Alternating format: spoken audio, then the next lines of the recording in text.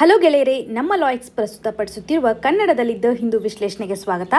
ಇವತ್ತು ನಾವು ಮೇ 10, 2022 ಹಿಂದೂ ವಿಶ್ಲೇಷಣೆಯನ್ನು ನೋಡಲಿದ್ದೇವೆ. ಇವತ್ತಿನ ಸುದ್ದಿ ವಿಶ್ಲೇಷಣೆಗೂ ಮುಂಚೆ ಇರುವಂತಹ ಸ್ಮಾಲ್ ಅನೌನ್ಸ್ಮೆಂಟ್ ಅಂದರೆ ಲಾ ಎಕ್ಸಲೆನ್ಸ್ ವತಿಯಿಂದ UPSC ಪ್ರಿಲಿಮಿನರಿ ಎಕ್ಸಾಮಿನೇಷನ್ಗೋಸ್ಕರ ಮಾಕ್ ಟೆಸ್ಟನ್ನು ಕಂಡಕ್ಟ್ ಮಾಡಲಿದ್ದಾರೆ. ಈ ಮಾಕ್ ಟೆಸ್ಟ್ಗಳು 14th ಹಾಗೂ 21st ಇದ್ದು, ನೀವು ರಿಜಿಸ್ಟ್ರೇಷನನ್ನು ಮಾಡ್ಕೊತೀನಿ ಅನ್ನುವಂಥ ಇಚ್ಛೆ ಇದ್ದರೆ ಇಲ್ಲಿ QR ಕೋಡನ್ನು ಸ್ಕ್ಯಾನ್ ಮಾಡೋದ್ರ ಮುಖಾಂತರ ರಿಜಿಸ್ಟ್ರೇಷನ್ ಡೈರೆಕ್ಟಾಗಿ ಮಾಡ್ಕೋಬೋದು, ಅಥವಾ ಕೊಟ್ಟಿರುವಂಥ ನಂಬರ್ಗೆ ಕಾಲ್ ಮಾಡೋದ್ರಿಂದ ಹೆಚ್ಚಿನ ಇನ್ಫಾರ್ಮೇಷನನ್ನು ಪಡ್ಕೋಬೋದಾಗಿದೆ. ಇವತ್ತಿನ ಮೊದಲನೇ article, Asani set to weaken near Odisha coast. ಈ ಒಂದು ಆರ್ಟಿಕಲನ್ನು ನಾವು ಸಿಲೆಬಸಲ್ಲಿ ನೋಡೋದಾದರೆ GS ಪೇಪರ್ 1 ನಡಿನಲ್ಲಿ ಫಿಸಿಕಲ್ ಜಾಗ್ರಫಿಗೆ ಕನೆಕ್ಟ್ ಮಾಡ್ಕೋಬೋದು, ಹಾಗೂ GS ಪೇಪರ್ 3 ನಡಿನಲ್ಲಿ ಡಿಸಾಸ್ಟರ್ ಮ್ಯಾನೇಜ್ಮೆಂಟ್ಗೆ ಕನೆಕ್ಟ್ ಮಾಡ್ಕೋಬೋದಾಗಿದೆ. ಸೊ ಈ ಒಂದು ಆರ್ಟಿಕಲಲ್ಲಿ ನಾವು ಸೈಕ್ಲೋನ್ ಅಸನಿಗೆ ಸಂಬಂಧಪಟ್ಟಂಥ ಅಪ್ಡೇಷನ್ಸನ್ನು ಅಥವಾ ಯಾವ ರೀತಿಯಾದಂಥ ಸ್ಟೇಟಸ್ ಇದೆ ಅನ್ನೋದ್ರ ಬಗ್ಗೆ IMD ಕೊಟ್ಟಿರುವಂಥ ರಿಪೋರ್ಟನ್ನು ನೋಡ್ಬೋದು. ಈ ಒಂದು ಸೈಕ್ಲೋನ್ ಒರಿಜಿನೇಟ್ ಆಗಿರುವಂಥ ಸಿಚುವೇಶನ್ಸನ್ನು ನಾವು ಇಲ್ಲಿ ನೋಡಿದಾಗ IMD ರಿಪೋರ್ಟ್ ಏನು ಹೇಳಿತ್ತು, ಹೆವಿ ರೈನ್ಫಾಲ್ ಆಗ್ಬೋದು ಒಡಿಶಾದಲ್ಲಿ ಅಂತ. So cyclone bay of ಬೆಂಗಾಲಲ್ಲಿ origin ಆಗಿದೆ ಅನ್ನೋದ್ರ ಬಗ್ಗೆ ನಮಗೆ ಗೊತ್ತಿರಬೇಕು, ಹಾಗೂ ಅಸನಿ ಅಂತಕ್ಕಂಥ ಸೈಕ್ಲೋನ ನೇಮು ಗೊತ್ತಿರಬೇಕು. ನಾವು ಇವಾಗ ಎಕ್ಸಾಮಿನೇಷನ್ ಪರ್ಸ್ಪೆಕ್ಟಿವಲ್ಲಿ ಇದನ್ನು ಅರ್ಥ ಮಾಡ್ಕೋಬೇಕಂತಂದರೆ ಸೈಕ್ಲೋನ್ಸಲ್ಲಿ ಯಾವ ರೀತಿಯಂಥ ಟೈಪ್ಸ್ಗಳಿದ್ದಾವೆ ಮತ್ತು ಸೈಕ್ಲೋನ್ ಫಾರ್ಮೇಷನ್ ಆಗೋದಕ್ಕೋಸ್ಕರ ಯಾವ ರೀತಿಯಂಥ ಫೇವರೇಬಲ್ ಕಂಡೀಷನ್ಸ್ ಇದ್ದಾವೆ ಅನ್ನೋದ್ರ ಬಗ್ಗೆ ಅರ್ಥ ಮಾಡ್ಕೊಳಕ್ಕೆ ಟ್ರೈ ಮಾಡೋಣ. ಅದಕ್ಕೂ ಮುಂಚೆ ಈ ಒಂದು ಅಸನಿ ಸೈಕ್ಲೋನ್ನ ಪಾತ್ ಯಾವ ರೀತಿಯಾಗಿದೆ ಅಂತ ನೋಡೋದಾದರೆ, ಇದು ಬೇ ಆಫ್ ಬೆಂಗಾಲಲ್ಲಿ ಒರಿಜಿನ್ ಆದಮೇಲೆ ಇದರ ಒಂದು ಡೈರೆಕ್ಷನನ್ನು ನಾವು ನೋಡಿದಾಗ ನಾರ್ತ್ ವೆಸ್ಟ್ ರೀಜನ್ಗೆ ಇದು ಮೂವ್ ಆಗ್ತಾ ಬಂದಿದೆ. ಸೊ ನಾರ್ತ್ ವೆಸ್ಟ್ ರೀಜನ್ನಿಂದ ನೆಕ್ಸ್ಟ್ ಇದು ಟರ್ನ್ ಆಗಿ ನಾರ್ತ್ ಈಸ್ಟ್ ಸೈಡ್ಗೆ ಹೋಗುವಂಥ ಚಾನ್ಸಸ್ ಇದೆ ಅನ್ನುವಂಥದ್ದು ಈ ಒಂದು ಆರ್ಟಿಕಲಲ್ಲಿ ಮೆನ್ಷನ್ ಮಾಡಿದ್ದಾರೆ. ಇವಾಗ ಹೆವಿ ರೈನ್ಫಾಲು ಒಡಿಶಾ ಕೋಸ್ಟಲ್ಲಿ ಆಗಬೇಕಿತ್ತು, ಬಟ್ ಇದು ವೀಕ್ ಆಗಿರುವಂಥ ಸಿಚುವೇಶನ್ಸನ್ನು ನೋಡ್ತಾ ಇದ್ದೀವಿ. ಇದು ನೆಕ್ಸ್ಟ್ ನಾರ್ತ್ ಈಸ್ಟರ್ನ್ ಸ್ಟೇಟ್ಗೆ ಟರ್ನ್ ಆಗುತ್ತೆ ಅನ್ನೋದ್ರ ಬಗ್ಗೆ ನೋಡ್ಬೋದು. ಸೊ ರೀಸೆಂಟಾಗಿ ನ್ಯೂಸಲ್ಲಿ ಇರ್ತಕ್ಕಂಥ ಸೈಕ್ಲೋನ್ನ ನೇಮ್ ಏನು ಅನ್ನೋದ್ರ ಬಗ್ಗೆ ನಿಮಗೆ ಡೈರೆಕ್ಟಾಗಿ ಸ್ಟೇಟ್ ಸರ್ವಿಸ್ ಎಕ್ಸಾಮಿನೇಷನಲ್ಲಿ ಕೇಳ್ಬೋದು. ಇನ್ನು UPSC ಲೆವೆಲಲ್ಲಿ ನೋಡಿದಾಗ ಸೈಕ್ಲೋನ್ ಫಾರ್ಮೇಷನ್ ಆಗೋದಕ್ಕೋಸ್ಕರ ಬೇಕಾಗಿರುವಂಥ ಕಂಡೀಷನ್ಸ್ಗಳು ನಮಗೆ ಇಂಪಾರ್ಟೆಂಟ್ ಆಗ್ತವೆ. ಸೊ ಇವಾಗ ನಾವು ಸೈಕ್ಲೋನ್ಸ್ಗೆ ಸಂಬಂಧಪಟ್ಟಂತೆ ಕೆಲವೊಂದಿಷ್ಟು ಪಾಯಿಂಟ್ಸನ್ನು ಕನೆಕ್ಟ್ ಮಾಡ್ಕೊಳ್ಳೋಕ್ಕೆ ಟ್ರೈ ಮಾಡೋಣ. ಸೈಕ್ಲೋನ್ಸ್ ಅಂದರೆ ಏನು ಅನ್ನೋದ್ರ ಬಗ್ಗೆ ನಮಗೆ ಗೊತ್ತಿರಬೇಕಲ್ಲ, ಯಾವ ರೀತಿಯಾಗಿ ಫಾರ್ಮೇಷನ್ ಆಗುತ್ತೆ, ನಾರ್ತ್ ರೀಜನಲ್ಲಿ ಯಾವ ರೀತಿಯಾದಂಥ ಕಂಡೀಷನ್ಸ್ ಇರುತ್ತೆ ಮತ್ತು ಸೌತಲ್ಲಿ ಯಾವ ರೀತಿಯಾದಂಥ ಕಂಡೀಷನ್ಸ್ ಇರುತ್ತೆ, ಎಲ್ಲ ಕಡೆಯೂ ಸೈಕ್ಲೋನ್ಸ್ ನಾವು ಸೇಮ್ ಕಂಡೀಷನ್ಸಲ್ಲಿ ನೋಡ್ತೀವ, ಇದೆಲ್ಲದರ ಬಗ್ಗೆ ನಮಗೆ ಮಾಹಿತಿ ಇರಬೇಕು. ಸೈಕ್ಲೋನ್ಸ್ನ ಒಂದು ಲಿಟ್ರಲ್ ಡೆಫಿನೇಷನನ್ನು ನಾವು ನೋಡಿದಾಗ ರ್ಯಾಪಿಡ್ ಇನ್ವರ್ಡ್ ಏರ್ ಸರ್ಕ್ಯುಲೇಷನ್ ಅಂತ ಕರೀಲಾಗುತ್ತೆ.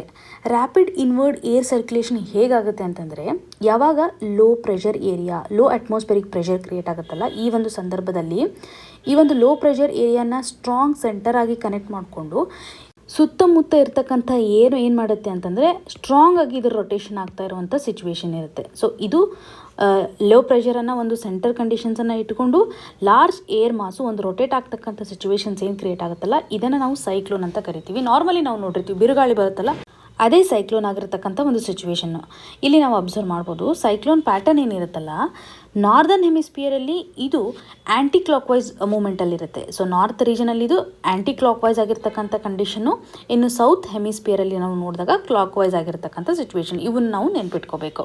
ಇನ್ನು ಸೈಕ್ಲೋನ್ಸಲ್ಲಿ ನಾವು 2 ಟೈಪ್ಸನ್ನು ನೋಡ್ತೀವಿ. ಒಂದು ಟ್ರಾಪಿಕಲ್ ಸೈಕ್ಲೋನ್ಸ್, ಇನ್ನೊಂದು ಎಕ್ಸ್ಟ್ರಾ ಟ್ರಾಪಿಕಲ್ ಸೈಕ್ಲೋನ್ಸ್.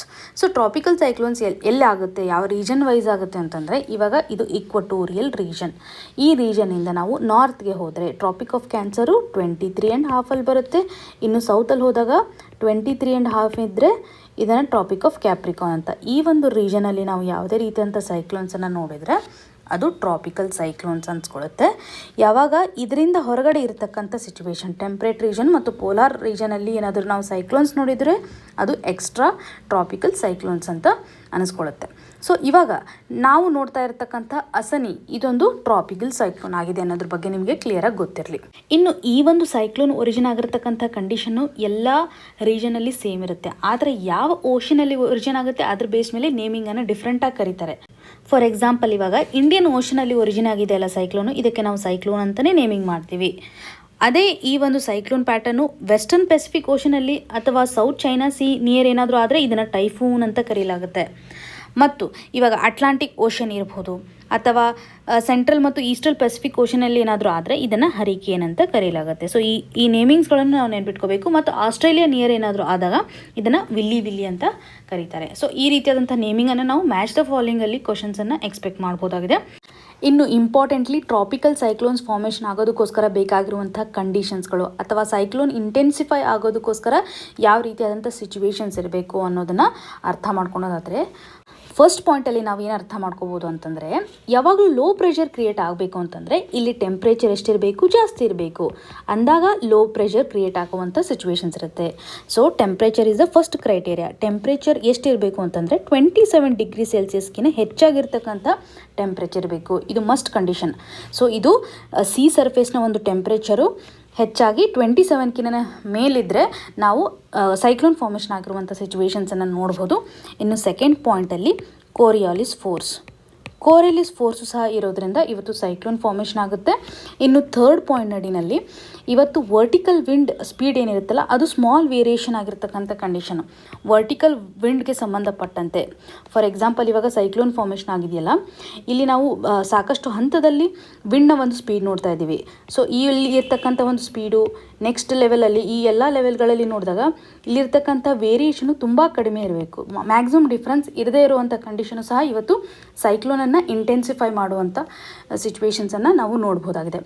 ಇನ್ನು ಈ ಒಂದು ಸೈಕ್ಲೋನ್ ಫಾರ್ಮೇಷನ್ ಆಗುತ್ತಲ್ಲ, ಇದರ ಒಂದು ಹೈಯರ್ ಲೆವೆಲ್ ಅಥವಾ ಅಪ್ಪರ್ ಸ್ಟೇಜಸ್ಗೆ ಬಂದಾಗ ನಾವು ಡೈವರ್ಜೆನ್ಸ್ ಆಗ್ತಕ್ಕಂಥ ಸಿಚುವೇಶನ್ ಕ್ರಿಯೇಟ್ ಆಗಬೇಕು. ಇದು ಸಹ ಇವತ್ತು ಸೈಕ್ಲೋನ್ ಇಂಟೆನ್ಸಿಫೈ ಮಾಡುವಂಥ ಕಂಡೀಷನ್ ಆಗಿ ಕನ್ಸಿಡರ್ ಮಾಡುವಂಥದ್ದು.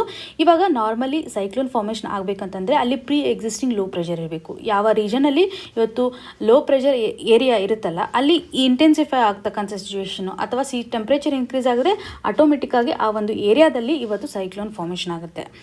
ಸೊ ನಾವಿಲ್ಲಿ 5 ಪಾಯಿಂಟ್ಸ್ಗಳನ್ನು ಸಾಲಿಡಾಗಿ ಅರ್ಥ ಮಾಡ್ಕೊಳೋದಾದರೆ, ಒಂದು ಸಿ ಸರ್ಫೇಸ್ ಟೆಂಪ್ರೇಚರ್ ಯಾವ ರೀತಿಯಾಗಿರಬೇಕು, ಕೋರಿಯಾಲಿಸ್ ಫೋರ್ಸ್ ಪ್ರೆಸೆಂಟ್ ಇರಬೇಕಾ ಅನ್ನುವಂಥದ್ದು, ಹಾಗೂ ವರ್ಟಿಕಲ್ ವಿಂಡ್ನ ಒಂದು ಸ್ಪೀಡ್ ಏನಿರುತ್ತಲ್ಲ ಅದು ವೇರಿಯೇಷನ್ ತುಂಬ ಕಡಿಮೆ ಇರಬೇಕು, ಮತ್ತು ಅಪ್ಪರ್ ಡೈವರ್ಜೆನ್ಸ್ ಆಗಿರ್ತಕ್ಕಂಥ ಸಿಚುವೇಶನ್ಸನ್ನು ನಾವು ಇಲ್ಲಿ ನೋಡಬೇಕು.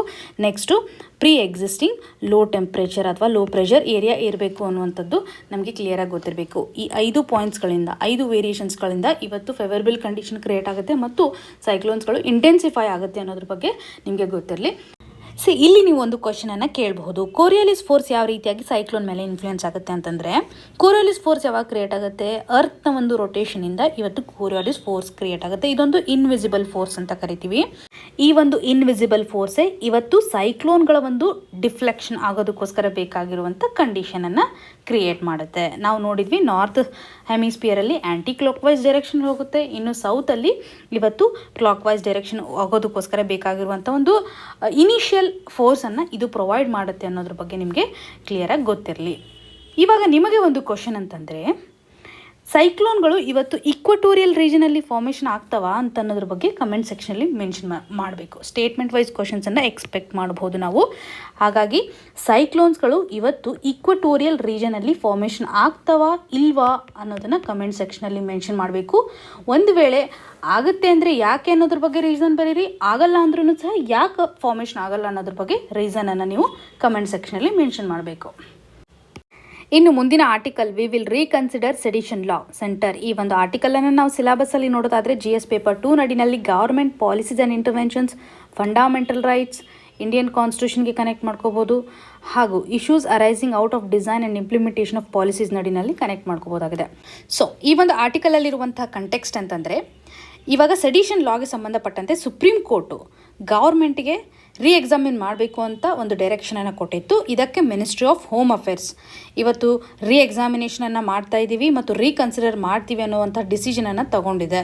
ಸೆಡಿಷನ್ ಲಾನ ಯಾಕೆ ಬದಲಾವಣೆ ಮಾಡಬೇಕು ಅನ್ನೋದನ್ನು ಇವತ್ತು ಸುಪ್ರೀಂ ಕೋರ್ಟು ಯಾಕೆ ಇಷ್ಟೊಂದು ಎಂಫಸೈಸ್ ಮಾಡಿತ್ತು ಅಂತಂದರೆ, 75ನೇ ಸ್ವಾತಂತ್ರ್ಯ ದಿನೋತ್ಸವ ಅಂದರೆ ಆಜಾದಿ ಕಾ ಅಮೃತ್ ಮಹೋತ್ಸವದ ಸಂದರ್ಭದಲ್ಲಿ ಮೋದಿಜಿಯವರು ನಾವು ಕೊಲೋನಿಯಲ್ ಬ್ಯಾಗೇಜಸ್ಗಳನ್ನು ಅಥವಾ ಬ್ರಿಟಿಷರು ತಂದಿರುವಂಥ ರೂಲ್ಸ್ಗಳನ್ನು ಅಥವಾ ಕೊಲೋನಿಯಲ್ ಟೈಮಲ್ಲಿ ಇರ್ತಕ್ಕಂಥ ರೂಲ್ಸ್ಗಳನ್ನು ನಾವು ಇವಾಗಲೂ ಫಾಲೋ ಮಾಡ್ತಾ ಇದ್ದೀವಲ್ಲ, ಅದನ್ನು ಕಡಿಮೆ ಮಾಡ್ಕೋತ ಬರ್ತಿದ್ದೀವಿ, ಅದಕ್ಕೆ ಬೇಕಾಗಿರುವಂಥ ಎಫರ್ಟ್ಸನ್ನು ನಾವು ಹಾಕ್ತಾ ಇದ್ದೀವಿ ಅನ್ನುವಂಥ ಒಂದು ಮಾತನ್ನು ಮೋದಿಜಿಯವರು ಹೇಳಿದರು.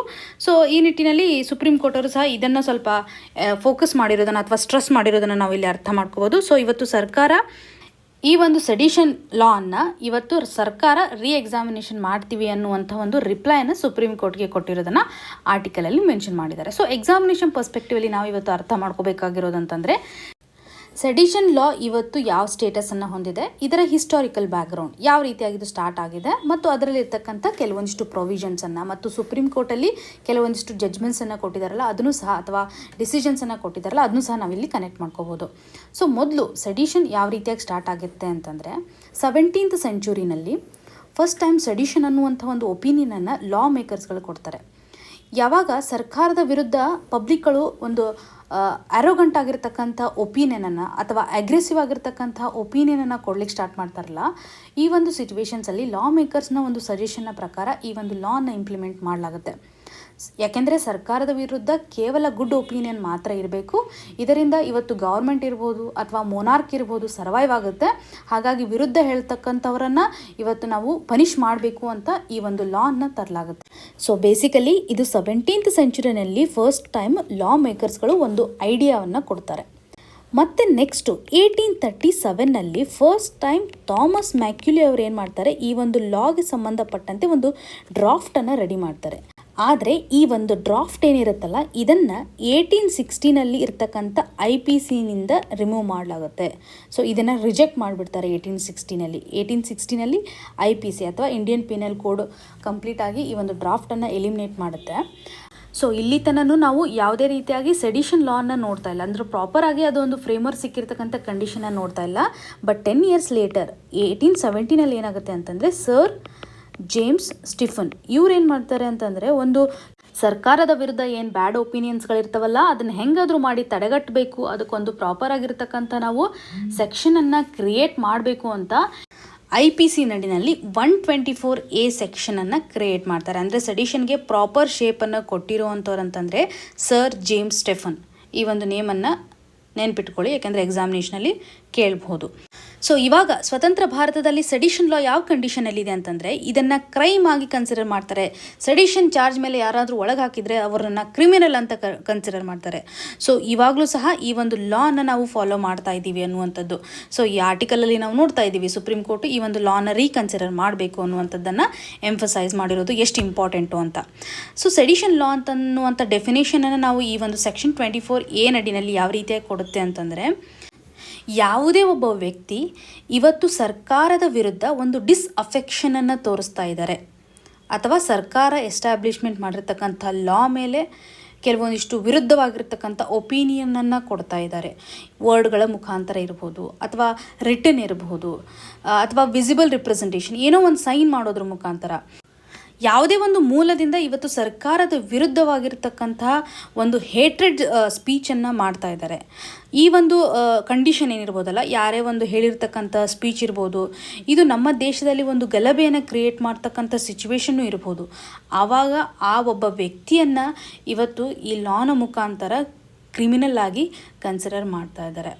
ಡಿಸ್ಅಫೆಕ್ಷನ್ ಟುವರ್ಡ್ಸ್ ಲಾ ಅಂತಂದರೆ ಅಥವಾ ಡಿಸ್ಅಫೆಕ್ಷನ್ ಟುವರ್ಡ್ಸ್ ಗೌರ್ಮೆಂಟ್ ಅಂತಂದರೆ ಇವಾಗ ಒಂದು ಡಿಸ್ಲಾಯಲ್ಟಿ ಅಂತ ತೋರಿಸ್ತನ್ನುವಂಥ ಒಂದು ಕಂಡೀಷನನ್ನು ಹೇಳ್ಬೋದು. ಸೊ ಈ ರೀತಿಯಾಗಿ ಸರ್ಕಾರ ಇವತ್ತು ಯಾರೇ ಒಬ್ಬ ವ್ಯಕ್ತಿ ಸರ್ಕಾರದ ವಿರುದ್ಧ ಡಿಸ್ಅಫೆಕ್ಷನನ್ನು ತೋರಿಸ್ತಾ ಇದ್ದಾರೆ ಅಂತಂದರೆ ಅವರಿಗೆ ಪನಿಷ್ ಮಾಡಲಾಗುತ್ತೆ. ಈ ಒಂದು ಲಾ ನಡಿನಲ್ಲಿ ನಾವು ನಾನ್ ಬೇಲೇಬಲ್ ಕಂಡೀಷನ್ಸನ್ನು ನೋಡ್ತಾ ಇದ್ದೀವಿ. ಯಾವುದೇ ರೀತಿಯಂಥ ಬೇಲ್ ಸಿಗಲ್ಲ ಅವರು ಸೆಡಿಷನ್ ಇಂದ ಒಳಗಡೆ ಹೋಗಿದ್ರೆ. ಹಾಗೂ ಅವ್ರಿಗೆ 3 ವರ್ಷಗಳ ಕಾಲ ಜೈಲು ಶಿಕ್ಷೆ ಆಗ್ಬೋದು. 3 ವರ್ಷ ಇದ್ದಿದ್ದು ಲೈಫ್ ಟೈಮ್ಗೂ ಸಹ ಕಂಟಿನ್ಯೂ ಆಗ್ಬೋದು. ಸರ್ಕಾರ ಕೊಡ್ತಕ್ಕಂಥ ಹುದ್ದೆಗಳಲ್ಲಿ ಅವ್ರಿಗೆ ಎಲಿಜಿಬಿಲಿಟಿ ಇರುವುದಿಲ್ಲ ಮತ್ತು ಸಾಕಷ್ಟು ಫೈನ್ಸ್ಗಳನ್ನು ಹಾಕಲಾಗುತ್ತೆ. ಸಾಕಷ್ಟು ರಿಸ್ಟ್ರಿಕ್ಷನ್ಸ್ಗಳನ್ನು ಅವ್ರಿಗೆ ಮೂವ್ಮೆಂಟ್ ಲೆವೆಲಲ್ಲಿ ಬೇರೆ ಕಂಟ್ರಿಗಳಿಗೆ ಹೋಗೋದಾಗಿರ್ಬೋದು ಅಥವಾ ಪಾಸ್ಪೋರ್ಟ್ಗೆ ಸಂಬಂಧಪಟ್ಟಂತೆ ಎಲ್ಲ ರೆಸ್ಟ್ರಿಕ್ಷನ್ಸ್ಗಳನ್ನು ಅವ್ರಿಗೆ ಹಾಕಲಾಗುತ್ತೆ ಅನ್ನೋದ್ರ ಬಗ್ಗೆ ಕ್ಲಿಯರಾಗಿ ಗೊತ್ತಿರಬೇಕು. ಅಂದರೆ ಇಷ್ಟು ಸ್ಟ್ರಿಕ್ಟ್ ಆಗಿರ್ತಕ್ಕಂಥ ಪನಿಷ್ಮೆಂಟನ್ನು ಈ ಒಂದು ಸೆಡಿಷನ್ ಲಾ ನಡಿನಲ್ಲಿ ಕೊಡ್ತಾ ಇದ್ದೀವಿ. ಇನ್ನು ಈ ಒಂದು ಸೆಡಿಷನ್ಗೆ ಸಂಬಂಧಪಟ್ಟಂತೆ ಇವತ್ತು ಸುಪ್ರೀಂ ಕೋರ್ಟು ಕೆಲವೊಂದಿಷ್ಟು ಡಿಸಿಷನ್ಸನ್ನು ತಗೊಂಡಿದೆ. ಅದರಲ್ಲಿ ಮೇಜರ್ ಆಗಿ Bhushan versus state of Delhi case ಇರ್ಬೋದು ಅಥವಾ ರೋಮೇಶ್ ಥಾಪರ್ ಕೇಸ್ ಇರ್ಬೋದು, ಇನ್ನು Kedarnath Singh versus state of Bihar, ಈ ರೀತಿಯಾದಂಥ ಕೇಸ್ಗಳನ್ನು ನಾವು ಇಲ್ಲಿ ಈಸಿಯಾಗಿ ಕನೆಕ್ಟ್ ಮಾಡ್ಬೋದು. ಇಲ್ಲಿ ಒಟ್ಟಾರೆಯಾಗಿ ಸುಪ್ರೀಂ ಕೋರ್ಟ್ ಎಂಫಸೈಸ್ ಮಾಡೋ ಥಿಂಗ್ ಅಂತಂದರೆ, ಇವತ್ತು ಸರ್ಕಾರ ಸೆಡಿಷನನ್ನು ಕನ್ಸಿಡರ್ ಮಾಡುವಾಗ ಆ ಒಂದು ಪರ್ಟಿಕ್ಯುಲರ್ ಸ್ಪೀಚ್ ಇರ್ಬೋದು ಅಥವಾ ಪರ್ಟಿಕ್ಯುಲರ್ ಆ್ಯಕ್ಷನ್ ಇರ್ಬೋದು ಯಾವ ರೀತಿಯಾಗಿ ಪಬ್ಲಿಕ್ಕಲ್ಲಿ ಒಂದು ಡಿಸ್ಟರ್ಬೆನ್ಸನ್ನು ಕ್ರಿಯೇಟ್ ಮಾಡುತ್ತಲ್ಲ, ಆವಾಗ ಅದನ್ನು ಏನು ಮಾಡಬೇಕು, ರಿಸ್ಟ್ರಿಕ್ಷನ್ಸನ್ನು ಹಾಕಬೇಕು ಅಥವಾ ಸ್ಪೀಚನ್ನು ಕಂಟ್ರೋಲ್ ಮಾಡಬೇಕು. ಸೊ ಈ ರೀತಿಯಾಗಿ ವೆರಿ ಸ್ಟ್ರಾಂಗ್ ಸ್ಪೀಚ್ ಅನ್ನುವಂಥದ್ದು ಅಥವಾ ಇವತ್ತು ಸ್ಟ್ರಾಂಗ್ಲಿ ಸರ್ಕಾರವನ್ನು ಕ್ರಿಟಿಸೈಸ್ ಮಾಡ್ತಕ್ಕಂಥ ಅಥವಾ ಗಲಭೆಯನ್ನು ಕ್ರಿಯೇಟ್ ಮಾಡ್ತಕ್ಕಂಥ ಸಿಚುವೇಶನ್ಸನ್ನು ಕ್ರಿಯೇಟ್ ಮಾಡಿದಾಗ ಮಾತ್ರ ನಾವು ಈ ಒಂದು ಲಾನ ತರಬೇಕು ಅಂತ ಲಿಮಿಟೆಡ್ ಅಪ್ಲಿಕೇಶನ್ಸನ್ನು ಸಹ ಇವತ್ತು ಕೇಸಲ್ಲಿ ಹೇಳಿರುವಂಥದ್ದನ್ನು ನೋಡ್ಬೋದು. ಅಂದರೆ ಈ ಒಂದು ಸೆಡಿಷನ್ ಚಾರ್ಜ್ಗೆ ಸಂಬಂಧಪಟ್ಟಂತೆ ಕೆಲವೊಂದಿಷ್ಟು ಕಾನ್ಸ್ಟಿಟ್ಯೂಷನಾಲಿಟಿಯನ್ನು ಇವತ್ತು ಸುಪ್ರೀಂ ಕೋರ್ಟು ಸಹ ಸಪೋರ್ಟ್ ಮಾಡಿದೆ. ಸೊ ಇಲ್ಲಿ ಮೇಜರಾಗಿ ಅರ್ಥ ಮಾಡ್ಕೋಬೇಕಾಗಿರುವಂಥದ್ದಂತಂದರೆ ಸುಪ್ರೀಂ ಕೋರ್ಟು ಈ ಒಂದು ಲಾನ ರೀಕನ್ಸಿಡರ್ ಮಾಡಲಿಕ್ಕೆ ಹೇಳಿದ್ದಾರೆ. ಸೊ ಕಂಪ್ಲೀಟಾಗಿ ಲಾನ ರಿಮೂವ್ ಮಾಡಿ ಅಂತ ಹೇಳಿಲ್ಲ, ಅಥವಾ ರೀಕನ್ಸಿಡರ್ ಮಾಡುವಂಥದ್ದು ಅಥವಾ ಎಕ್ಸಾಮಿನ್ ಮಾಡಬೇಕು, ಏನು ಬೇಕಾಗಿರುವಂಥ ಚೇಂಜಸನ್ನು ನಾವಿಲ್ಲಿ ನೋಡಬೇಕು. ಯಾಕೆಂದರೆ ಈ ಒಂದು ಲಾ ಇವಾಗ ಆ್ಯಂಟಿ ನ್ಯಾಷನಲ್ ಆ್ಯಕ್ಟಿವಿಟೀಸನ್ನು ಕಡಿಮೆ ಮಾಡ್ಬೋದು ಅಥವಾ ಟೆರರಿಸ್ಟ್ ಎಲಿಮೆಂಟ್ಸ್ಗಳನ್ನು ಇವತ್ತು ನಮ್ಮ ದೇಶದಲ್ಲಿ ತರದೇ ಇರ್ಬೋದು. ಎಲೆಕ್ಟ್ ಆಗಿರ್ತಕ್ಕಂಥ ಗೌರ್ಮೆಂಟ್ನ ವಿರುದ್ಧವಾಗಿ ಗಲಭೆಗಳು ಏಳೋದಿಲ್ಲ. ಸೊ ಇದೊಂದು ಎಸೆನ್ಷಿಯಲ್ ಕಂಡೀಷನ್. ಇವಾಗ ಸ್ಟೆಬಿಲಿಟಿ ಆಗಬೇಕು ಅಂತಂದರೆ ಸರ್ಕಾರದ್ದು ಈ ಒಂದು ಲಾನ ಅವಶ್ಯಕತೆ ಇದೆ. ಬಟ್ ಇದರಲ್ಲಿರ್ತಕ್ಕಂಥ ರೂಲ್ಸ್ಗಳೇನಿರುತ್ತಲ್ಲ ಕನ್ಸಿಡರ್ ಮಾಡುವಂಥದ್ದು ಡಿಫ್ರೆಂಟ್ ಆಗಿರಬೇಕು. ಇವಾಗ ಹೇಗೆ ಕಂಟೆಂಪ್ಟ್ ಆಫ್ ಕೋರ್ಟು ಸುಪ್ರೀಂ ಕೋರ್ಟ್ಗೆ ಸಪೋರ್ಟ್ ಮಾಡುತ್ತೆ, ಅದೇ ರೀತಿಯಾಗಿ ಗೌರ್ಮೆಂಟ್ಗೂ ಸಹ ಈ ಒಂದು ಸೆಡಿಷನ್ ಲಾ ಸಪೋರ್ಟ್ ಮಾಡ್ತಾ ಇದೆ. ಸೊ ಇಲ್ಲಿ ನಾವು ರೀಕನ್ಸಿಡರ್ ಮಾಡುವಂಥದ್ದು ಅಥವಾ ಕೆಲವೊಂದಿಷ್ಟು ಪ್ರೊವಿಷನ್ಸ್ಗಳನ್ನು ನಾವು ಇಲ್ಲಿ ಅಬಾಲಿಷನ್ ಮಾಡಬೇಕು ಅನ್ನೋದನ್ನು ನಾವಿಲ್ಲಿ ಅರ್ಥ ಮಾಡ್ಕೋಬೇಕು. ಇನ್ನು ಮುಂದಿನ article operation Dudhi Assam rifles honour surviving soldiers. ಈ ಒಂದು ಆರ್ಟಿಕಲನ್ನು ಸಿಲೆಬಸಲ್ಲಿ ನೋಡೋದಾದರೆ GS ಪೇಪರ್ 3 ನಡಿನಲ್ಲಿ ಸೆಕ್ಯೂರಿಟಿಗೆ ಕನೆಕ್ಟ್ ಮಾಡ್ಕೋಬೋದು. ಆರ್ಟಿಕಲಲ್ಲಿರುವಂಥ ಇನ್ಫಾರ್ಮೇಷನನ್ನು ನಾವು ಪ್ರಿಲಿಮಿನರಿ ಎಕ್ಸಾಮಿನೇಷನ್ ಪರ್ಸ್ಪೆಕ್ಟಿವಲ್ಲಿ ಒಂದು ಫ್ಯಾಕ್ಚುಯಲ್ ಇನ್ಫಾರ್ಮೇಷನ್ ಆಗಿಯೂ ಸಹ ಕನೆಕ್ಟ್ ಮಾಡ್ಕೋಬೋದಾಗಿದೆ. ಸೊ ಏನಿದೆ ಈ ಒಂದು ಆರ್ಟಿಕಲ್ನ ಕಂಟೆಕ್ಸ್ಟ್ ಅಂತಂದರೆ 30 ವರ್ಷಗಳ ಹಿಂದೆ 1991ನಲ್ಲಿ ನಡೆದಿರುವಂತಹ ಒಂದು ಆಪರೇಷನ್ ಇದು. ಸೊ ಆಪರೇಷನ್ ದೂಧಿ ಈ ಒಂದು ಆಪರೇಷನ್ ನಡಿನಲ್ಲಿ ಅಥವಾ ಈ ಒಂದು ಇನ್ಸರ್ಜೆನ್ಸಿನಲ್ಲಿ ಅಸ್ಸಾಂ ರೈಫಲ್ಸ್ಗಳು ತೋರಿಸಿರುವಂಥ ಒಂದು ಪ್ರದರ್ಶನಕ್ಕೆ ಅಥವಾ ಪೌರುಷಕ್ಕೆ ಅಥವಾ ಸಕ್ಸಸ್ಫುಲ್ ಆ್ಯಕ್ಟಿಗೆ ಇವತ್ತು ಅವ್ರಿಗೆ ಫೆಲಿಸಿಟೇಷನ್ ಮಾಡ್ತಾ ಇದ್ದೀವಿ ಅಥವಾ ಹಾನರ್ ಮಾಡ್ತಾ ಇದ್ದೀವಿ ಅನ್ನೋದನ್ನು ಮೆನ್ಷನ್ ಮಾಡಿದ್ದಾರೆ. ಇಲ್ಲಿ ಸರಿಸುಮಾರು 72 ಎಕ್ಸ್ಟ್ರೀಮಿಸ್ಟನ್ನು ಕೇವಲ 15 ಸೋಲ್ಜರ್ಗಳ ಟೀಮು ಇವತ್ತು ಹತ್ಯೆ ಮಾಡಿದೆ ಅನ್ನೋದನ್ನು ಇಲ್ಲಿ ಮೆನ್ಷನ್ ಮಾಡಿದ್ದಾರೆ. ಸೊ ಈ ಒಂದು ಆಪರೇಷನ್ ದೂಧಿ ಅಂತಂದರೆ ಜಮ್ಮು ಕಾಶ್ಮೀರದಲ್ಲಿ ನಡೆದಿರುವಂಥ ಒಂದು ಇನ್ಸರ್ಜೆನ್ಸಿ. ಸೊ ಅಲ್ಲಿರ್ತಕ್ಕಂಥ ಒಂದು ಟೆರರಿಸ್ಟ್ ಆ್ಯಕ್ಟಿವಿಟೀಸ್ ಇರ್ಬೋದು ಅಥವಾ ಎಕ್ಸ್ಟ್ರೀಮಿಸ್ಟನ್ನು ತಡೆಗಟ್ಟೋದಕ್ಕೋಸ್ಕರ ನಡೆದಿರುವಂಥ ಒಂದು ಆಪರೇಷನ್ ಅನ್ನೋದ್ರ ಬಗ್ಗೆ ನಿಮಗೆ ಕ್ಲಿಯರ್ ಆಗಿ ಗೊತ್ತಿದ್ದರೆ ಸಾಕು. ಇನ್ನು ಮುಂದಿನ article ministry revives MP LAD scheme. ಈ ಒಂದು ಆರ್ಟಿಕಲನ್ನು ಸಿಲೆಬಸಲ್ಲಿ ನೋಡೋದಾದರೆ GS ಪೇಪರ್ 2 ನಡಿನಲ್ಲಿ government policies and interventions, central sector schemes, federalism, separation of powers ಈ ರೀತಿಯಾದಂಥ ಸಬ್ ಟಾಪಿಕ್ಸ್ಗೆ ಕನೆಕ್ಟ್ ಮಾಡ್ಕೋಬೋದಾಗಿದೆ. ಆರ್ಟಿಕಲಲ್ಲಿರುವಂಥ ಇನ್ಫಾರ್ಮೇಷನು MP ಲ್ಯಾಡ್ ಸ್ಕೀಮ್ಗೆ ಸಂಬಂಧಪಟ್ಟಂತೆ ಅಪ್ಡೇಷನ್ಸನ್ನು ಅಥವಾ ರಿವೈಸ್ಡ್ ರೂಲ್ಸನ್ನು ಹೇಳ್ತಾ ಇದೆ. ಪ್ರೆಸೆಂಟ್ ಸ್ಟೇಟಸ್ ಯಾವ ರೀತಿಯಾಗಿ ಚೇಂಜ್ ಆಗ್ಬೋದು ಅನ್ನೋದ್ರ ಬಗ್ಗೆ ಹೇಳ್ತಾ ಇದೆ. ಸೊ ಈ MP ಲ್ಯಾಡ್ ಸ್ಕೀಮ್ ಅಂದರೆ ಏನೋ, ಅದು ಯಾವ ರೀತಿಯಾಗಿ ವರ್ಕ್ ಆಗುತ್ತೆ, ಇದರ ಇಂಪಾರ್ಟೆನ್ಸ್ ಏನು ಅನ್ನೋದ್ರ ಬಗ್ಗೆ ಫಸ್ಟ್ ಅರ್ಥ ಮಾಡ್ಕೋಬೇಕು. ಈ ಒಂದು ಸ್ಕೀಮನ್ನು ಫಸ್ಟ್ ಟೈಮ್ ಎಸ್ಟಾಬ್ಲಿಷ್ಮೆಂಟ್ ಮಾಡಿರೋದು ಅಥವಾ ಅನೌನ್ಸ್ ಮಾಡಿರೋದು ಅಂತಂದರೆ 1993ನಲ್ಲಿ. ಸೊ ಈ ಒಂದು ಸ್ಕೀಮು ನಮಗೆ ಎಕ್ಸಾಮಿನೇಷನ್ ಪರ್ಸ್ಪೆಕ್ಟಿವಲ್ಲಿ ತುಂಬ ಇಂಪಾರ್ಟೆಂಟ್ ಇರೋದ್ರಿಂದ ಇದರ ಫೀಚರ್ಸನ್ನು ನಾವು ತಿಳ್ಕೊಳ್ಳೇಬೇಕು. MP ಲ್ಯಾಡ್ ಸ್ಕೀಮ್ನ ಒಂದು ಫುಲ್ ಫಾರ್ಮ್ ಏನಂತಂದರೆ member of parliament local area development scheme, ಇದರ ಫುಲ್ ಫಾರ್ಮ್. ಸೊ ಈ ಒಂದು ಹೆಸರಲ್ಲೇ ನಾವು ಅರ್ಥ ಮಾಡ್ಕೋಬೋದು.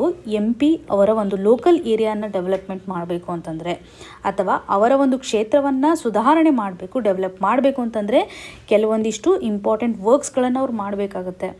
ಆ ಒಂದು ಏರಿಯಾನಲ್ಲಿ ಯಾವ ರೀತಿಯಾದಂಥ ಸ್ಕೇರ್ಸಿಟಿ ಇದೆ, ಅಲ್ಲಿರ್ತಕ್ಕಂಥ ಕಮ್ಯುನಿಟೀಸ್ಗಳಿಗೆ ಹೆಲ್ಪ್ ಆಗೋದಕ್ಕೋಸ್ಕರ ಬೇಕಾಗಿರುವಂಥ ಪ್ರಾಜೆಕ್ಟ್ಗಳಲ್ಲಿ ಅವರು ಕೈ ಹಾಕಬೇಕು. ಸೊ ಇದರಿಂದಾಗಿ ಆ ಒಂದು ಏರಿಯಾವನ್ನು ಡೆವಲಪ್ಮೆಂಟ್ ಲೆವೆಲ್ಗೆ ಒಯ್ಬೋದು. ಸೊ ಡೆವಲಪ್ಮೆಂಟ್ ಟುವರ್ಡ್ಸ್ ವರ್ಕ್ ಮಾಡಬೇಕಂತಂದರೆ ಅವ್ರಿಗೆ ಬೇಕಾಗಿರುವಂಥ ಫಂಡನ್ನು ಈ ಒಂದು ಪ್ರೋಗ್ರಾಮ್ ನಡಿನಲ್ಲಿ ಕೊಡಲಾಗುತ್ತೆ ಅನ್ನುವಂಥದ್ದು. ಸೊ ಪ್ರತಿ ವರ್ಷ ಸರ್ಕಾರ ಈ ಒಂದು ಪ್ರೋಗ್ರಾಮ್ ನಡಿನಲ್ಲಿ ಇಂಪ್ಲಿಮೆಂಟ್ ಮಾಡ್ತಕ್ಕಂಥ ಮಿನಿಸ್ಟ್ರಿ ಅಂತಂದರೆ ministry of statistics and programme implementation. ಇದು ಸೆಂಟ್ರಲ್ ಸೆಕ್ಟರ್ ಸ್ಕೀಮ್ ಅನ್ನುವಂಥದ್ದು ಗೊತ್ತಿದೆ. ಈ ಒಂದು ಸ್ಕೀಮ್ ನಡಿನಲ್ಲಿ ಪ್ರತಿಯೊಬ್ಬ MPಸ್ಗೂ ಇವತ್ತು 5 ಕೋಟಿ ರೂಪಾಯಿಗಳನ್ನು ಒಂದು ವರ್ಷದ ಆಧಾರದ ಮೇಲೆ ಅಥವಾ ಆ್ಯನ್ಯುವಲ್ ಬೇಸಿಸ್ ಮೇಲೆ ಪರ್ ಇಯರ್ 5 ಕೋಟಿ ರೂಪಾಯಿಯನ್ನು ಸ್ಯಾಂಕ್ಷನ್ ಮಾಡ್ತಾರೆ. ಅದು ಇನ್ಸ್ಟಾಲ್ಮೆಂಟ್ ಆಧಾರದ ಮೇಲೆ ಹಾಫ್ ಅಮೌಂಟ್ 2 crore ಫಸ್ಟ್ ಕೊಡ್ತಾರೆ. ನೆಕ್ಸ್ಟು ರಿಮೈನಿಂಗ್ ಅಮೌಂಟನ್ನು ಸೆಕೆಂಡ್ ಇನ್ಸ್ಟಾಲ್ಮೆಂಟ್ಲಿ ಕೊಡಲಾಗುತ್ತೆ. ಈ ಒಂದು ಅಮೌಂಟನ್ನು ಡೈರೆಕ್ಟಾಗಿ ಡಿಸ್ಟ್ರಿಕ್ಟ್ ಅಥಾರಿಟೀಸ್ಗಳಿಗೆ ಕೊಡಲಾಗುತ್ತೆ. ಸೊ ಇವ್ರು ಏನು ಮಾಡ್ತಾರೆ, ಈ ಒಂದು ಅಮೌಂಟನ್ನು ಸ್ಯಾಂಕ್ಷನ್ ಮಾಡೋದ್ರಲ್ಲಿ ಒಬ್ಬ ಮೀಡಿಯೇಟರ್ ಆಗಿ ವರ್ಕ್ ಮಾಡ್ತಾರೆ. ಇವತ್ತು MPಸ್ಗಳು ಏನು ಮಾಡ್ತಾರೆ ಅಂತಂದರೆ ತಮ್ಮ ಒಂದು ಲೋಕಲ್ ಏರಿಯಾನಲ್ಲಿ ಯಾವ ರೀತಿಯಾದಂಥ ಡೆವಲಪ್ಮೆಂಟ್ನ ಅವಶ್ಯಕತೆ ಇದೆ. ಫಾರ್ ಎಕ್ಸಾಂಪಲ್ ಇವಾಗ ಡ್ರಿಂಕಿಂಗ್ ವಾಟರ್ ಸಂಬಂಧಪಟ್ಟಂತೆ ಇರ್ಬೋದು, ಸ್ಯಾನಿಟೇಷನ್ಗೆ ಸಂಬಂಧಪಟ್ಟಂತೆ ಇರ್ಬೋದು, ಪ್ರೈಮರಿ ಎಜುಕೇಷನ್ಗೆ ಸಂಬಂಧಪಟ್ಟಂತೆ ಇರ್ಬೋದು, ಅಥವಾ ರೋಡ್ ಕನ್ಸ್ಟ್ರಕ್ಷನ್ಸ್ ಇರ್ಬೋದು.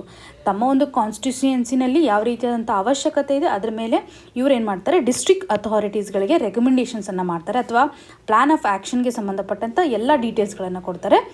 ಈ ಎಲ್ಲ ಸಿಚುವೇಶನ್ಸನ್ನು ಅನಲೈಸ್ ಮಾಡಿರ್ತಕ್ಕಂಥ ಡಿಸ್ಟ್ರಿಕ್ಟ್ ಅಥಾರಿಟೀಸ್ಗಳು ಏನು ಮಾಡ್ತಾರೆ, ಅಮೌಂಟನ್ನು ಸ್ಯಾಂಕ್ಷನ್ ಮಾಡ್ತಾರೆ.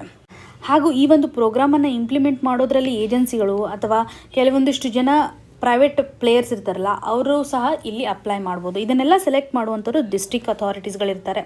ಸೊ ಯಾವ ರೀತಿಯಾಗಿ ಇಂಪ್ಲಿಮೆಂಟ್ ಮಾಡಬೇಕು ಅದನ್ನೆಲ್ಲ ರೆಸ್ಪಾನ್ಸಿಬಲ್ ಕಂಡೀಷನು ಡಿಸ್ಟ್ರಿಕ್ಟ್ ಅಥಾರಿಟೀಸ್ಗಳಿರ್ತಾರೆ.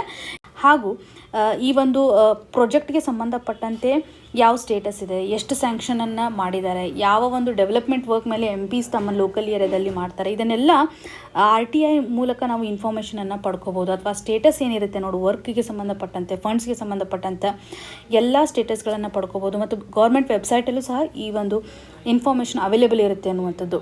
ಸೊ ಇದು ಯಾವ ಮಿನಿಸ್ಟ್ರಿ ಅಂಡರಲ್ಲಿ ಬರುತ್ತೆ ಅನ್ನೋದ್ರ ಬಗ್ಗೆ ನಿಮಗೆ ಕ್ಲಿಯರಾಗಿ ಗೊತ್ತಿರಲಿ.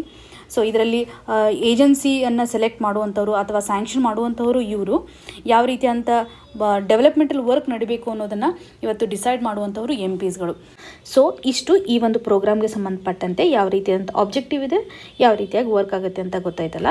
ಇವಾಗ ಈ ಆರ್ಟಿಕಲಲ್ಲಿ ಏನು ಚೇಂಜಸ್ ಮಾಡಿದ್ದಾರೆ, ಏನು ಅಪ್ಡೇಷನ್ಸ್ ಮಾಡಿದ್ದಾರೆ ಅಂತಂದರೆ, ಈ ಒಂದು ಸ್ಕೀಮ್ ಅಡಿಯಲ್ಲಿ ಏನು ಅಮೌಂಟ್ ಸ್ಯಾಂಕ್ಷನ್ ಆಗ್ತಿತ್ತಲ್ಲ ಅದನ್ನು ಸಪ್ರೇಟಾಗಿ ಒಂದು ಅಕೌಂಟ್ ಕ್ರಿಯೇಟ್ ಮಾಡಿ ಅದರಲ್ಲಿ ಅಮೌಂಟನ್ನು ಹಾಕಲಾಗ್ತಿತ್ತು. ಈ ಅಕೌಂಟನ್ನು ನಾವು MPLAD ಅಕೌಂಟ್ ಅಂತ ಕರಿತಿದ್ವಿ. ಇವಾಗ ಈ ಒಂದು ಅಮೌಂಟನ್ನು ಯಾವ ರೀತಿಯಾಗಿ ಹಾಕ್ತಿದ್ರು ಅಂದರೆ ಇನ್ಸ್ಟಾಲ್ಮೆಂಟ್ ಬೇಸ್ ಮೇಲೆ, ಅಂದರೆ ಪ್ರತಿ ವರ್ಷ 5 crore ಅಥವಾ 5 ಕೋಟಿಯನ್ನು ಒಂದು ಸರ್ತಿ 2.5 ಮತ್ತು ನೆಗೇನ್ 2.5 ಈ ರೀತಿ ಹಾಕ್ತಿದ್ರಲ್ಲ, ಈ ಅಕೌಂಟಲ್ಲಿರ್ತಕ್ಕಂಥ ಅಮೌಂಟಿಂದ ಏನು ಇಂಟ್ರೆಸ್ಟ್ ಜನ್ರೇಟ್ ಆಗ್ತಿತ್ತಲ್ಲ, ಈ ಒಂದು ಇಂಟ್ರೆಸ್ಟನ್ನು ಈ ಒಂದು ಪ್ರೋಗ್ರಾಮ್ ನಡಿಯಲ್ಲಿ ಅಥವಾ ಬೇರೆ ಬೇರೆ ಡೆವಲಪ್ಮೆಂಟಲ್ ಪ್ರಾಜೆಕ್ಟಿಗೆ ಆ ಇಂಟ್ರೆಸ್ಟ್ ಅಮೌಂಟನ್ನು ಯೂಸ್ ಮಾಡ್ತಿದ್ರು. ಆದರೆ ಇವಾಗ ಮಾಡಿರುವಂತಹ ಚೇಂಜಸ್ನಲ್ಲಿ ಈ ಇಂಟ್ರೆಸ್ಟ್ ಅಮೌಂಟನ್ನು ಡೈರೆಕ್ಟಾಗಿ ಕನ್ಸೋಲ್ಡೇಟೆಡ್ ಫಂಡ್ ಆಫ್ ಇಂಡಿಯಾಗೆ ಟ್ರಾನ್ಸ್ಫರ್ ಮಾಡ್ತಾ ಇದ್ದಾರೆ ಅನ್ನುವಂಥದ್ದನ್ನು ಮೆನ್ಷನ್ ಮಾಡಿದ್ದಾರೆ. ಆ್ಯಕ್ಚುಲಾಗಿ ಹೇಳಬೇಕಂತಂದರೆ MPsಗಳು ಏನು ಮಾಡ್ತಾರೆ ಅಂತಂದರೆ, ಈ ಪ್ರೋಗ್ರಾಮ್ ನಡಿಯಲ್ಲಿ ಅಮೌಂಟನ್ನು ಇನ್ಕ್ರೀಸ್ ಮಾಡಿರಿ ಅಥವಾ ಸ್ಯಾಂಕ್ಷನನ್ನು ಹೆಚ್ಚು ಮಾಡಿ ಅನ್ನೋದ್ರ ಬಗ್ಗೆ ಹೇಳ್ತಿದ್ರು. ಆದರೆ ಸರ್ಕಾರ ಈ ರೀತಿಯಾದಂಥ ಡಿಸಿಷನ್ಸನ್ನು ಡೈವರ್ಷನ್ ಮಾಡಿದೆ, ಅಥವಾ ಇಂಟ್ರೆಸ್ಟ್ ಅಮೌಂಟನ್ನೇ ಮತ್ತೆ ಇವಾಗ ಕನ್ಸೋಲ್ಡೇಟೆಡ್ ಫಂಡ್ ಆಫ್ ಇಂಡಿಯಾಗೆ ಹಾಕಬೇಕು ಅನ್ನುವಂಥ ಒಂದು ಡೈರೆಕ್ಷನನ್ನು ನೀಡಿದೆ. ಮತ್ತು ಈ ಒಂದು ಪ್ರೋಗ್ರಾಮ್ ನಡಿನಲ್ಲಿ ಅಮೌಂಟ್ ಕಡಿಮೆ ಆಗಿದೆ ಅನ್ನೋದ್ರ ಬಗ್ಗೆ ಹೇಳ್ಬೋದು. ಇಂಟ್ರೆಸ್ಟ್ ಅಮೌಂಟು ಕಂಪ್ಲೀಟಾಗಿ ಇವತ್ತು ಡಿವಿಯೇಷನ್ ಆಗ್ತಾ ಇದೆ ಅನ್ನೋದನ್ನು ಕನೆಕ್ಟ್ ಮಾಡ್ಕೋಬೋದು. ಸೊ ಇಲ್ಲಿ ನಿಮಗೆ ಒಂದು ಕ್ವಶನನ್ನು ಕೇಳೋದಾದರೆ, ಈ ಪ್ರೋಗ್ರಾಮಲ್ಲಿ MPsಗಳನ್ನು ಸೆಲೆಕ್ಟ್ ಮಾಡ್ತಾರಲ್ಲ, ಎಲ್ಲ MPsಗಳು ಎಲಿಜಿಬಲ್ ಇರ್ತಾರ ಅಥವಾ ಕೇವಲ ಎಲೆಕ್ಟೆಡ್ MPsಗಳು ಮಾತ್ರ ಇರ್ತಾರ, ನಾಮಿನೇಟೆಡ್ MPsಗಳು ಈ ಒಂದು ಪ್ರೋಗ್ರಾಮಲ್ಲಿ ಭಾಗಿಯಾಗಿರ್ತಾರ, ಅಥವಾ ಅವರು ಸಹ ಈ ಒಂದು ಪ್ರೋಗ್ರಾಮಿಂದ ಆಗಿರ್ತಕ್ಕಂಥ ಬೆನಿಫಿಟ್ಸನ್ನು ತಮ್ಮ ಒಂದು ಏರಿಯಾಗೆ ಕೊಡಬಹುದಾ ಅನ್ನೋದನ್ನು ಕಮೆಂಟ್ ಸೆಕ್ಷನಲ್ಲಿ ಮೆನ್ಷನ್ ಮಾಡಿ. ಬೋತ್ ಎಲೆಕ್ಟೆಡ್ ಮತ್ತು ನಾಮಿನೇಟೆಡ್ ಮೆಂಬರ್ ಇರ್ತಾರಾ ಅನ್ನೋದನ್ನು ನೀವು ಕಮೆಂಟ್ ಸೆಕ್ಷನಲ್ಲಿ ಆನ್ಸರ್ ಮಾಡಬೇಕು. ಇವತ್ತಿನ question of the day section ಅಡಿನಲ್ಲಿ ಜಿಯೋಗ್ರಫಿಗೆ ಸಂಬಂಧಪಟ್ಟಂತೆ ಅಥವಾ ಎನ್ವಿರಾನ್ಮೆಂಟ್ ಟಾಪಿಕ್ಗೂ ಸಹ ಕನೆಕ್ಟ್ ಮಾಡ್ಕೋಬೋದಾಗಿದೆ. ಈ ಒಂದು ಕ್ವಶನನ್ನು ಪ್ರೀವಿಯಸ್ ಇಯರಲ್ಲಿ ಕೇಳಿದ್ದಾರೆ. ಇದಕ್ಕೆ ಸರಿಯಾದ ಉತ್ತರವನ್ನು ಕಮೆಂಟ್ ಸೆಕ್ಷನಲ್ಲಿ ಮೆನ್ಷನ್ ಮಾಡಿ. ಇವತ್ತು ಡಿಸ್ಕಸ್ ಮಾಡಿರುವಂತಹ ಎಲ್ಲ ಆರ್ಟಿಕಲ್ಸ್ಗಳು ನಿಮಗೆ ಎಕ್ಸಾಮಿನೇಷನ್ ಪರ್ಸ್ಪೆಕ್ಟಿವಲ್ಲಿ ಹೆಲ್ಪ್ ಆಗುತ್ತೆ ಅಂತ ಭಾವಿಸ್ತಾ ಇದ್ದೀನಿ. ನಿಮಗೇನೇ ಕನ್ಸರ್ನ್ ಇದ್ರೂ ಸಹ ಕಮೆಂಟ್ ಸೆಕ್ಷನಲ್ಲಿ ಮೆನ್ಷನ್ ಮಾಡಿ ಅಂತ ಹೇಳ್ತಾ, ಆಲ್ ದಿ ವೆರಿ ಬೆಸ್ಟ್. ಧನ್ಯವಾದಗಳು.